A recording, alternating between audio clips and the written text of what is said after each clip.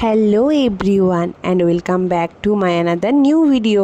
আশা করি আপনারা সবাই সুস্থ আছেন, ভালো আছেন। তো এই ভিডিওটা আমার দিদির অষ্টমঙ্গলার।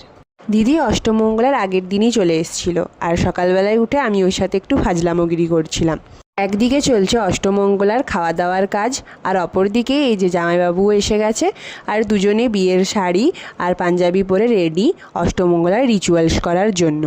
আমার দিদি যতটা শান্ত প্রকৃতির, ততটাই আমার জামাইবাবু চঞ্চল আর হাঁসমুখ টাইপের। তো সারাক্ষণ দিদিকে রোস্ট করতে থাকে। আর এদিকে দেখো, অনেক দিন পর বাবা কাজের থেকে একটু টাইম পেয়েছে, তাই বাবাকেও ভাবলাম ভিডিওতে নিই।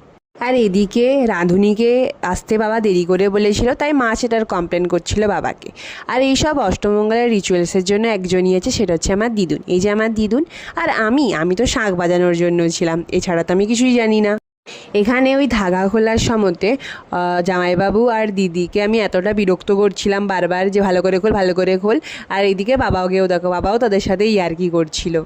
আর এইসব হয়ে যাওয়ার পর আমার দিদু নিয়ে চলে গেল ওদেরকে তুলসী মন্দিরে, যেখানে ওই মাটির ঢাকনা দেওয়া যে মাটির ছোট ছোট হাঁড়িগুলো আছে, ওগুলো ওদের দুজনকে শব্দ না করে খুলতে হতো।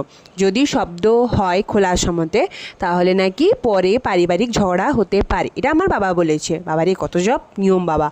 আর এরপরেই আরেক নিয়ম অনুযায়ী ওরা চলে যাবে একটা পুকুরে স্নান করতে। আর ওখানে যতজন থাকবে তাদেরকে দিতে হবে মিষ্টি, স্পেশালি বাচ্চা। আমি জানি না যে এটার পিছনে নিয়ম কী ব্যাপার স্যাপার। তো হোয়াট এভার, যদি কারো প্রপার জানা থাকে তারা কিন্তু অবশ্যই কমেন্ট করতে পারো, আর সাথে লাইক, শেয়ার, সাবস্ক্রাইব কিন্তু করে দেবে। এই যে পুকুরে আসার পর ডুব দিয়ে স্নান করতে হতো, কিন্তু দিদি স্নান করেনি, কারণ পুকুরের জলটা নোংরা আর ওর অ্যালার্জি আছে এই সবে। তাই একটু হালকা করে মাথায় জল ছিটিয়ে নিচ্ছিল ও আর জামাইবাবু একসাথে। আর এখানেও শুরু হলো আমার জামাইবাবুর মস্তি।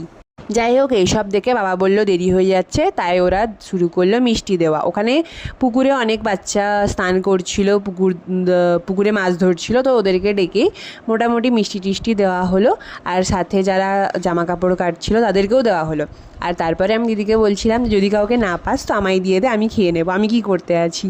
আসলে তখন দুপুর অনেকটাই হয়ে গিয়েছিল, তাই তেমন কেউ রাস্তায় ছিল না, আর পুকুর পাড়েও তেমন খুব একটা কেউ ছিল না।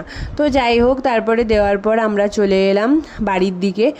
আসার পথে মা বলেছিল কোনো গরু টরু দেখতে পেলে তাকে কিছু খাওয়াতে, আর মিষ্টিও বেঁচেছিল। তো প্রথমবারে জামাইবাবু গরুকে খাওয়াতে গিয়ে ইগনোর পেয়ে তারপরে গরুকে খাইয়ে চলে এলাম বাড়ি। তখন প্রচণ্ড জোরে খিদে পেয়েছিল, তাই বসে গেলাম খেতে। খাওয়ার ভিডিও পরে আসবে। আজ এতটুকু।